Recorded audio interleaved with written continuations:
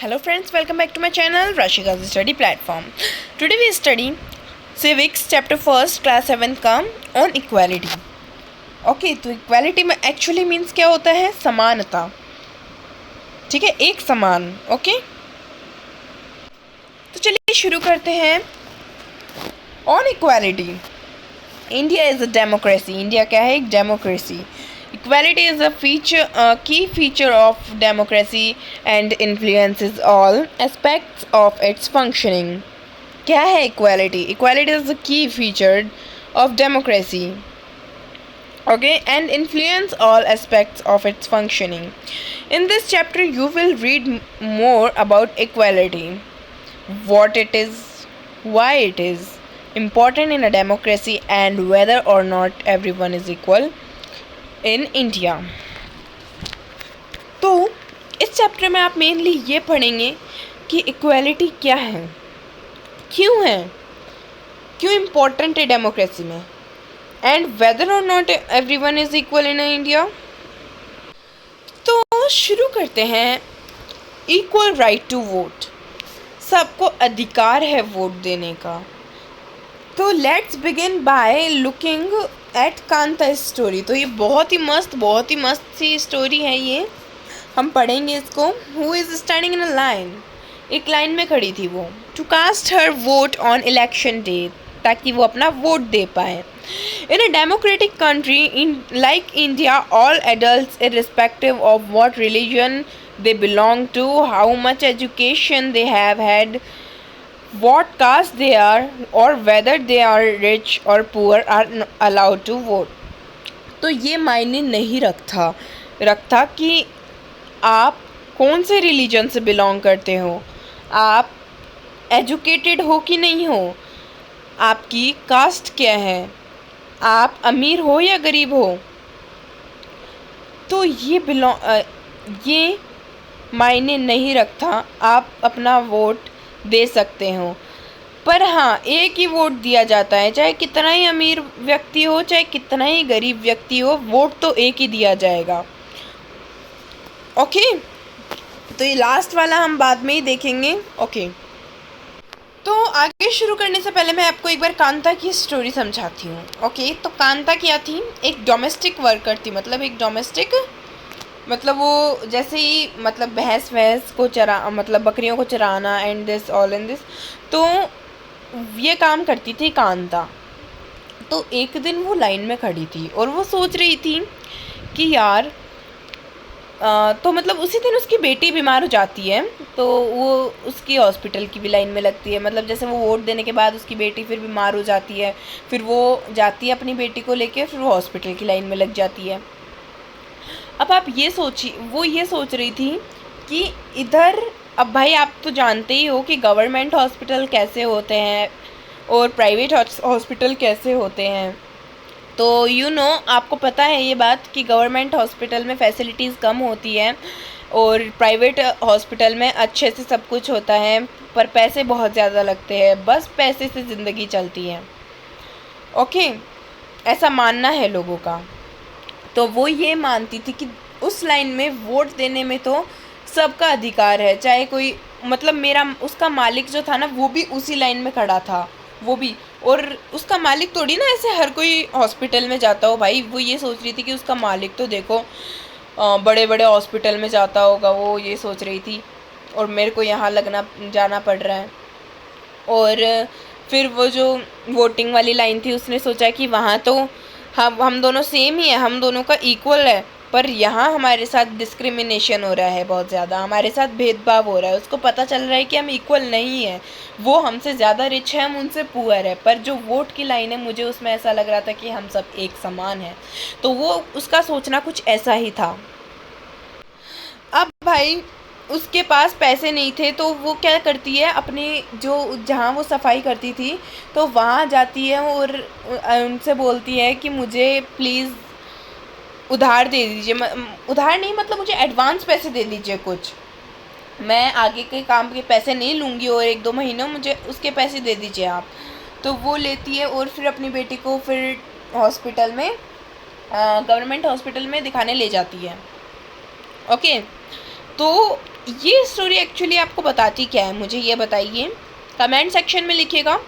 बाकी मैं आपको बता देती हूँ अभी कि एक्चुअली ये स्टोरी हमें बताती है कि कैसे उस वोट की लाइन में एक हमारे को इक्वालिटी दी जा रही है और हमारे इसी लाइन में हमारे साथ भेदभाव हो रहा है।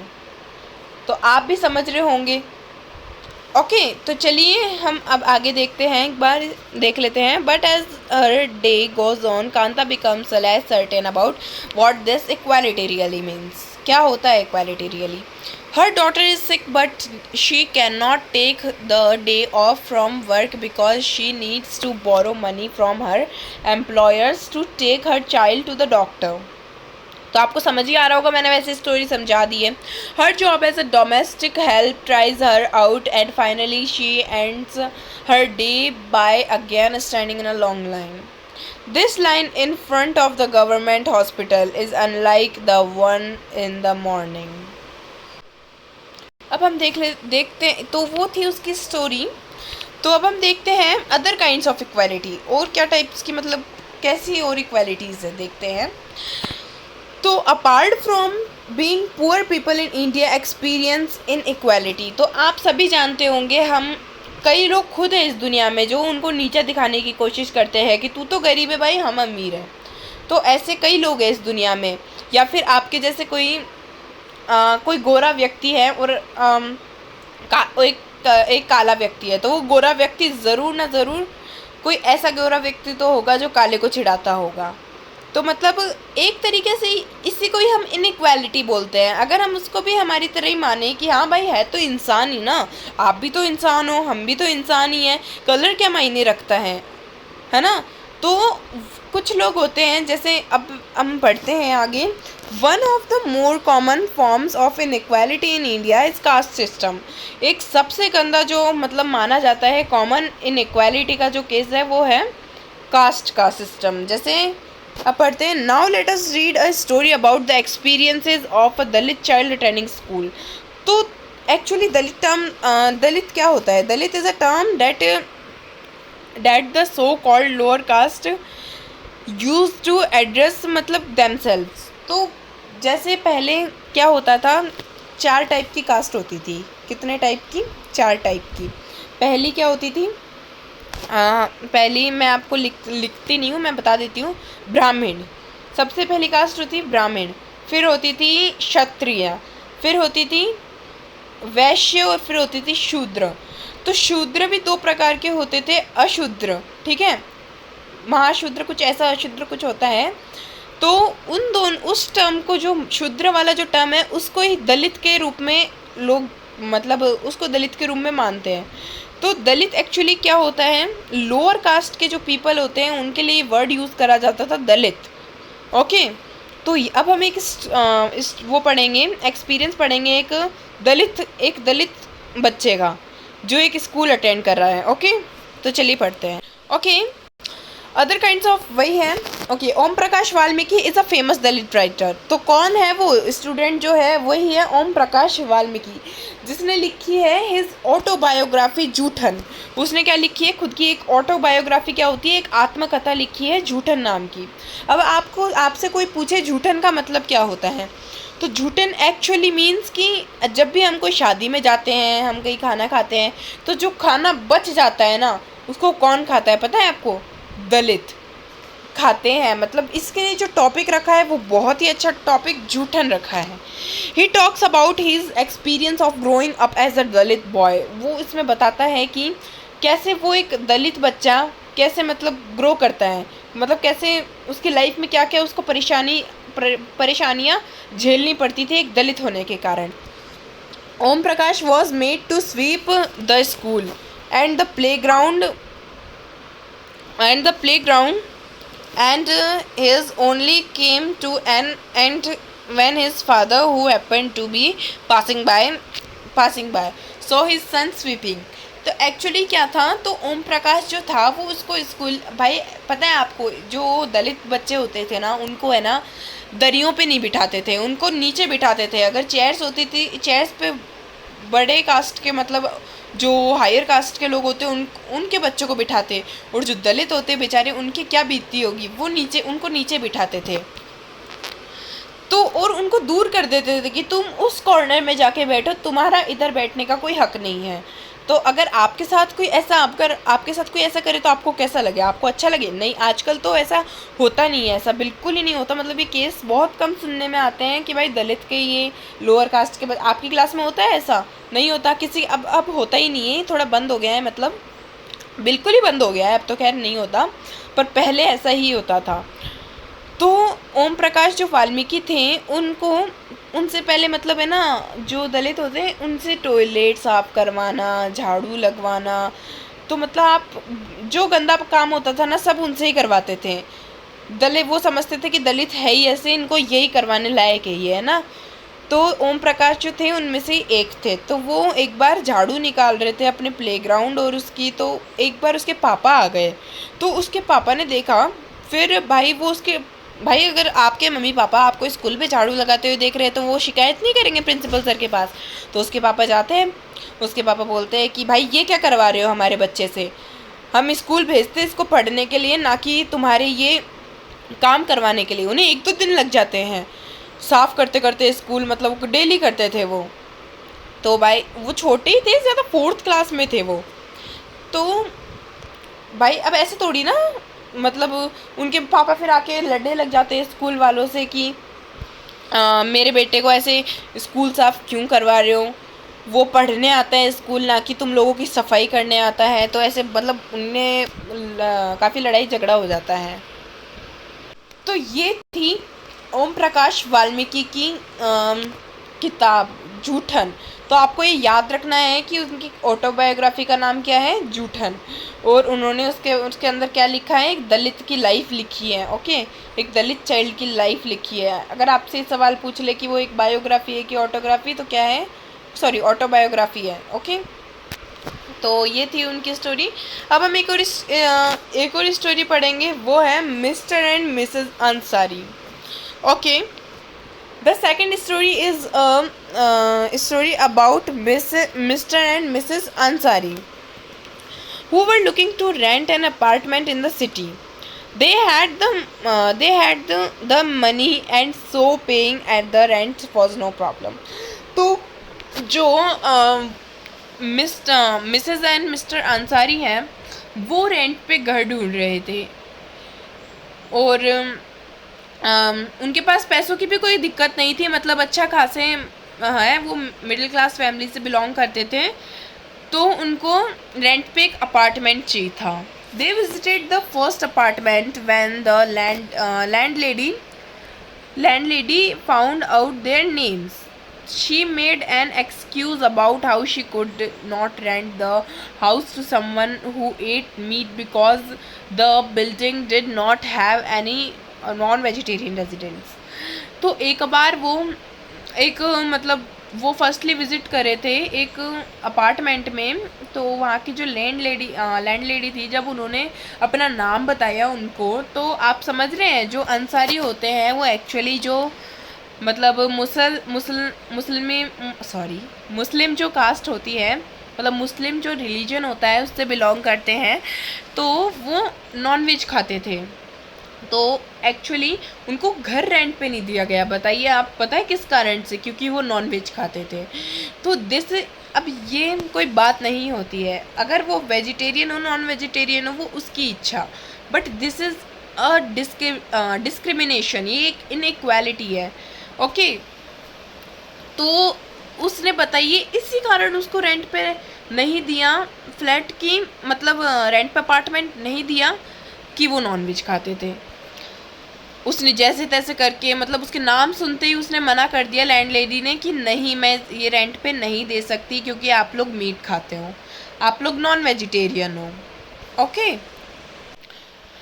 तो उसके आगे है the same excuse was repeated in the second and the third apartments. तो ये सेम ही चीज़ रिपीट हुई कि भाई आप नॉन वेजिटेरियन हो, हम आपको अपार्टमेंट नहीं दे सकते रेंट पे। तो यही सेम चीज़ रिपीट होती रही बार बार। Finally, the property dealer told them that they might want to change their names and call themselves Mr. and Mrs. Kumar. The Ansaris were reluctant to do this, decided to look some more. Okay तो वो जो property वो गए थे property dealer के पास ताकि वो एक प्रॉपर्टी डीलर उनको दिलवा दे घर. तो प्रॉपर्टी डीलर उनको कहता है कि प्लीज़ आप अपना नेम चेंज कर लीजिए वरना आपको नहीं मिलेगा कोई अपार्टमेंट रेंट पे. क्या क्या रखने के लिए बोला उसने? Mrs and mister Kumar. तो भाई उसने ना साफ मना कर दिया अंसारी ने कि नहीं, हम ऐसा नहीं रख ये नाम नहीं रख सकते, हम कहीं और देख लेंगे. ओके. अब आप सोचिए अगर आपके साथ कोई ऐसा करे तो अच्छा थोड़ी ना लगता है. ये थोड़ी ना मैटर करता है कि वो नॉन वेज है कि वेजिटेरियन है. ओके. तो अब हम पढ़ते हैं रिकॉग्नाइजिंग डिग्निटी. एक्चुअली डिग्निटी क्या होता है?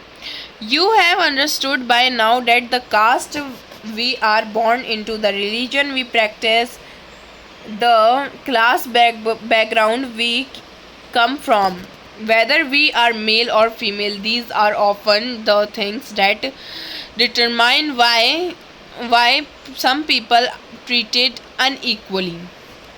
तो अब आप समझ गए होंगे कि कास्ट, हम जिस कास्ट में हम बॉर्न हुए हैं, जिस रिलीजन के मतलब जो रिलीजन है हमारा, हम जिस बैकग्राउंड से हैं, वेदर चाहे हम मेल या फीमेल है, दीज आर ऑफन मतलब अभी भी देखा जाता है कि लोगों में लोग एक दूसरे को अनइक्वली ट्रीट करते हैं. Okay. When person are treated unequally their dignity is violated.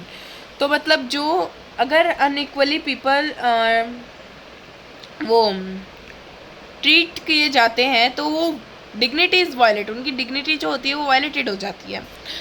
The dignity of both Om Prakash Valmiki and the Ansaris were violated because of the way in which they were treated. Okay. Equality in Indian democracy.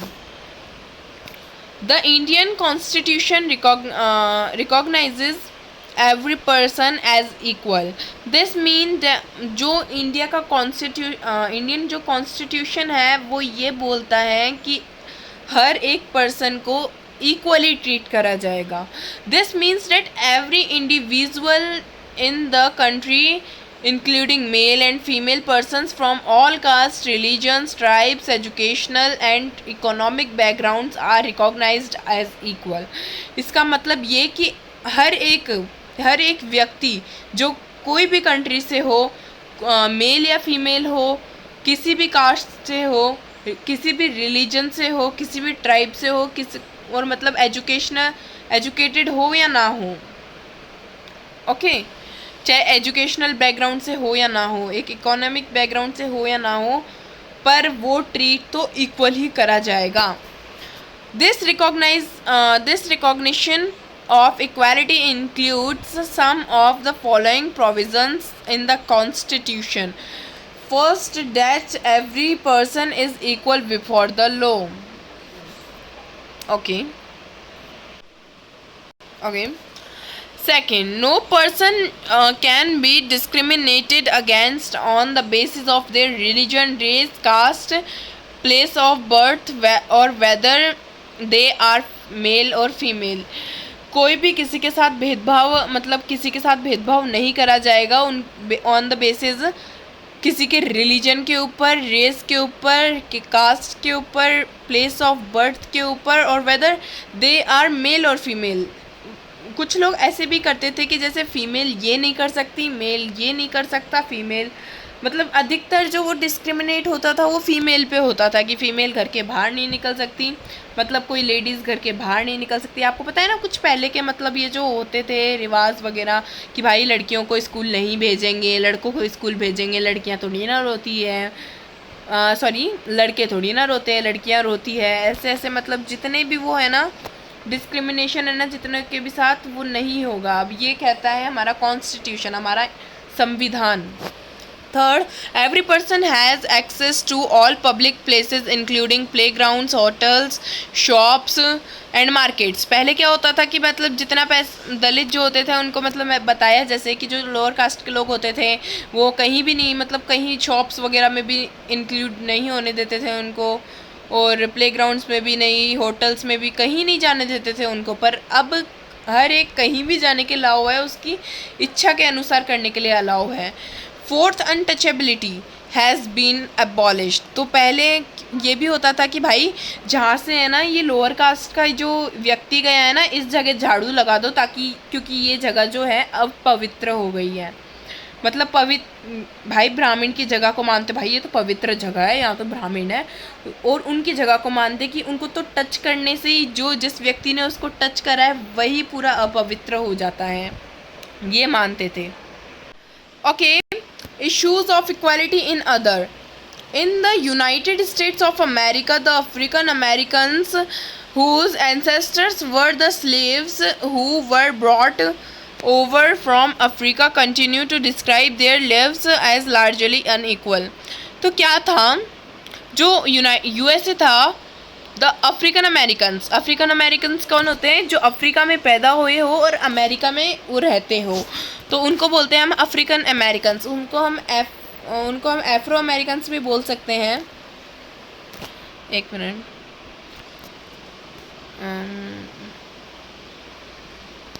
मैं यहाँ लिख देती हूँ. उनको हम क्या बोल सकते हैं? एक उनके लिए अलग टर्म यूज़ करा जाता है, एक ये भी बोल सकते हैं उनको एफ्रो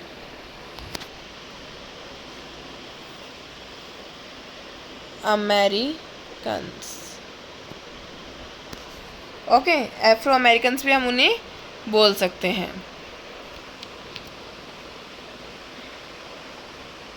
ओके, तो क्या है स्टोरी, हम आगे देखते हैं. तो उनको है ना मतलब जो अमेरिका में जो लोग रहते थे ना, तो अफ्रीका में रहते थे, तो उनके जो मतलब एंसेस्टर्स वगैरह, एंसेस्टर जानते हैं, पूर्वज स्लेव्स थे. तो उनको क्या करा था, मतलब जो अफ्रीका से है ना ऐसे मतलब शिप्स वगैरह में बांध के लोगों को ज़बरदस्ती अमेरिका ले आते थे, और फिर उनसे ना टॉयलेट साफ़ करवाने का काम, ये सब काम उनसे मतलब जितने भी घटिया काम होते हैं वो सारे इनसे करवाया करते थे. उनको अनइक्वल ट्रीट करा करते थे, और ये अभी भी होता है. This despite the fact there was a movement in the late 1950s to push for equal rights for African Americans. तो एक 1950 में एक मतलब एक्चुअली 1955 का सुना है मैंने, 1955, तो 1950s भी बोल सकते हैं. To push for equal rights for African Americans. Prior to this, African Americans were treated extremely unequally. मतलब जिसकी कोई हद नहीं है, इतने ज़्यादा वो अनइक्वली ट्रीटेड करे जाते थे. Okay, civil right act of 1964 prohibited discrimination on the basis of race. ये हम आगे पढ़ेंगे. अभी क्या था, एक सिविल राइट एक्ट चला था 1964 में. वो डिस्क्रिमिनेशन के बेस पे ही चला था. मतलब जैसे लोग डिस्क्रिमिनेशन ना करें, तो यहाँ सिविल राइट एक ऐसा एक्ट बनाया था, एक 1964 में चला था ये, और अभी तक भी चलता आ रहा है. पर इसके बावजूद भी लोग अभी भी भेदभाव करते हैं लोगों में. अभी हम इसकी स्टोरी पढ़ते हैं, फिर आपको समझ आएगा. तो ये है वो स्टोरी, चलिए हम देखते हैं. Civil right are rights which ensures the participation of a person in social affairs. Civil right movement was started in the USA for enforcing the civil right for African American. तो अब हम देखते हैं story. Mainly अभी हमने पढ़ा वही है. Okay,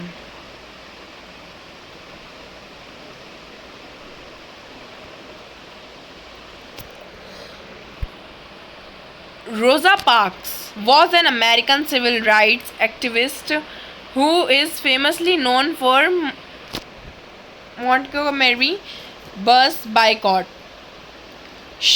where one night returning from work she refused to give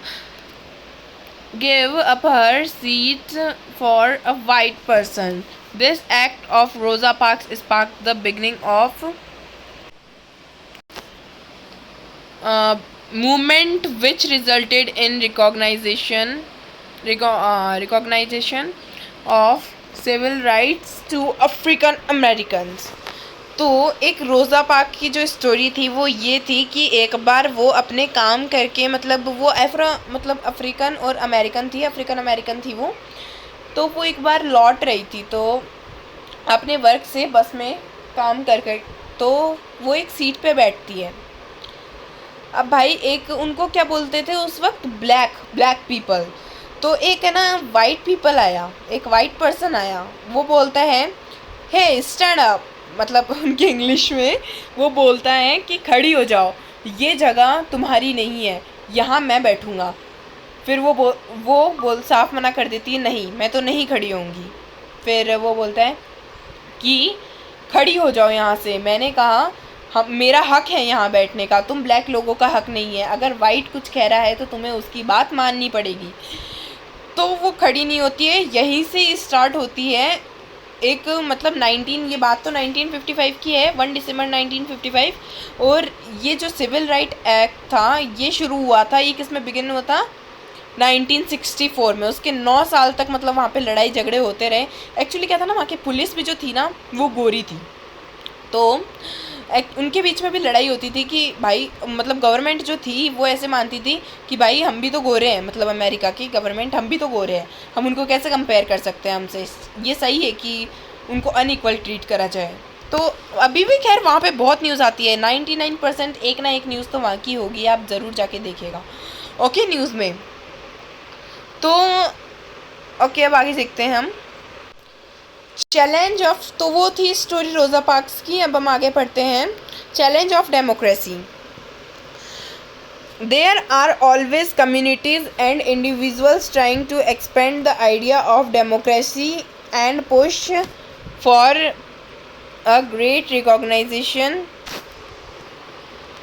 of equality on existing as well as new issues. Okay, ये समरी है, आप इस वीडियो को पॉज करके इस पूरी समरी को पढ़ लीजिएगा। ओके, स्क्रीनशॉट ले लीजिएगा, मैं इसको हटा देती हूँ।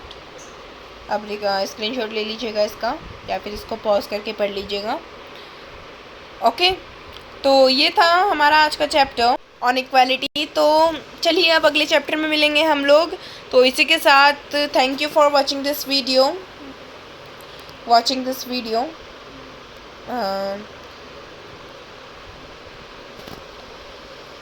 मेरे को ये उम्मीद है कि आपका ये चैप्टर क्लियर हो गया होगा मेरा इतना समझाने के बाद।